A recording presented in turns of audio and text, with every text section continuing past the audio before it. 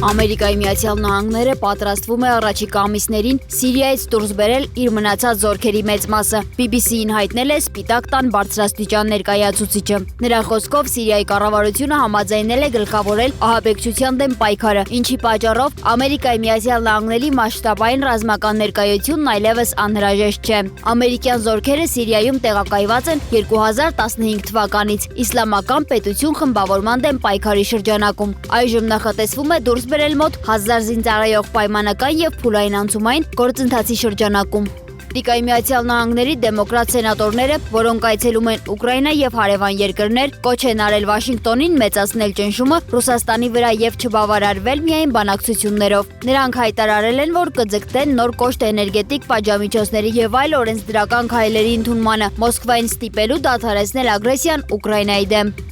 Սպիտակ տան մամուլի քարտուղար Քերոլայն Լևիթը հայտարարել է, որ Վաշինգտոնն այս պահին չի ներկայացնում Իրանի հետ բանակցությունների շարունակման հստակ ժամանակացույց։ CNN-ի փոխանցմամբ նա նշել է, որ Թեհրանն առաջիկա մի քանի շաբաթների ընթացքում պետք է հստակեցնի իր դիրքորոշումը։ Լևիթի խոսքով, թեև դիվանագիտությունը մնում է առաջնահերթություն, ռազմական տարբերակը եւս շարունակում է քննարկվել։ Մամուլի քարտուղարը նշել է, որ կան բազմաթիվ պատճառներ Իրանին հարվածներ հասցնելու համար, սակայն Թրամփը որոշումներ ընդունելիս առաջնորդվում է ազգային անվտանգության թիմի խորհրդով եւ Միացյալ Նահանգների շահերով։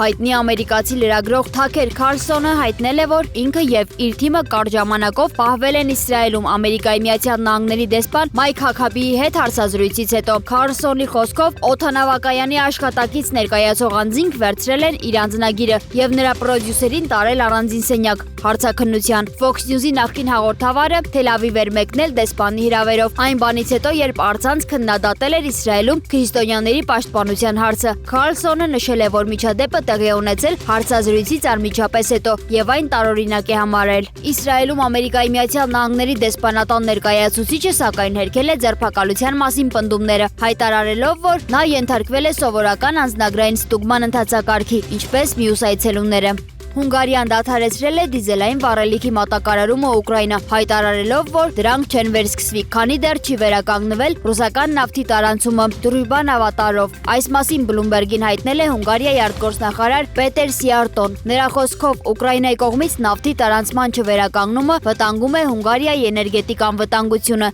ինչի պայմաններում Բուդապեշտը չի կարող շարունակել աջակցել Կիևին վառելիքով։